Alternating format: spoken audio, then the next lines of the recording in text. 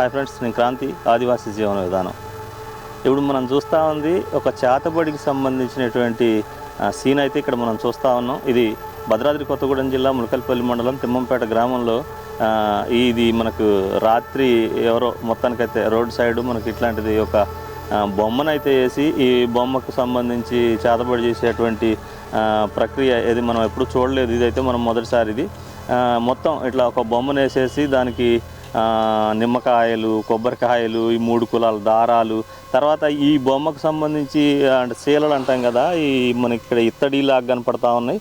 ఆ ఇత్తడి తర్వాత ఇక్కడ కొన్ని అంతరాలు ఉంటాయి కదా, ఏమంటాం రేకులు, రాగి రేకుల మీద ఉన్నటువంటి అంతరాలు కొన్ని, ఇట్లా పసుపు కుంకుమ, కొంచెం భయంకరంగా ఇదంతా చూడడానికి ఒక కేజీ పసుపు కుంకుమ, కొబ్బరికాయలు, ఇట్లా దారం, అంతరాలు ఇవన్నీ చూసే వాళ్ళకంతా గ్రామీణ ప్రాంతాల్లో ఇప్పటికే చేతబడులన్నా లేకపోతే ఏమంటాం మన బాణామతి అన్న ఇట్లాంటి వాటి మీద చాలా నమ్మకాలు, తర్వాత వీటి మీద భయాందోళనలు ఉన్నటువంటి పరిస్థితి. మొత్తం ఏజెన్సీ ప్రాంతం ఇది. ఏజెన్సీ ప్రాంతంలో ఇట్లాంటి ఒక సీన్ చూస్తే ఎవరైనా భయపడాల్సిందే. ఎందుకంటే చేతబడి చేసి చంపుతారు, చేతబడులు చేసి అనారోగ్యానికి గురి చేస్తారని నమ్మేటువంటి గ్రామీణ ప్రాంతాల్లో ఏజెన్సీలో ఇది కలకలం రేపుతూ ఉందన్నమాట. ఈ ఏదైతే ఒక బొమ్మనేసి ఆ బొమ్మకి మేకులు కొట్టడం ఇట్లాంటివన్నీ కూడా ఈ ప్రాంతంలో కలకలం రేపుతూ ఉంది. మనం చూస్తూ ఉన్నాం. ఇది అంటే ఇప్పటికీ కూడా ఏజెన్సీ ప్రాంతాల్లో ఇట్లా బొమ్మలేసి ఇట్లా పసుపు కుంకుమ చల్లి భయపెట్టించాలని లేకపోతే ఎవరికైనా హాని చేయాలనేటువంటి నమ్మే వాళ్ళ సంఖ్య ఇంకా కూడా ఉందనేటువంటిది మనకు క్లియర్గా తెలుస్తూ ఉంది. ఇదైతే మనం స్పష్టంగా చూడొచ్చు. ఇక్కడ మనకి పసుపు కుంకుమ నిమ్మకాయలు ఇవన్నీ కూడా స్థానికుల్ని చాలా భయాందోళనకు గురి చేస్తూ ఉన్నటువంటి పరిస్థితి ఉంది.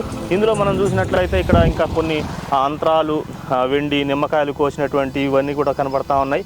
అంటే సైన్స్ ఏదైతే ఇంత డెవలప్ అయినటువంటి ఈ తరుణంలో కూడా ఇంకా వీళ్ళు ఇట్లా నాణ్యాలు కొనేసి ఇక్కడ నాణ్యాలు జల్లి ఇట్లాంటి పరిస్థితి భయపెట్టించడానికి లేకపోతే చంపడానికి ఇట్లాంటివన్నీ ఉపయోగిస్తాం అనేటువంటి నమ్మేళ్ళ సంఖ్య ఇంకా ఉందని చెప్పి మనకు అర్థమవుతా ఉంది.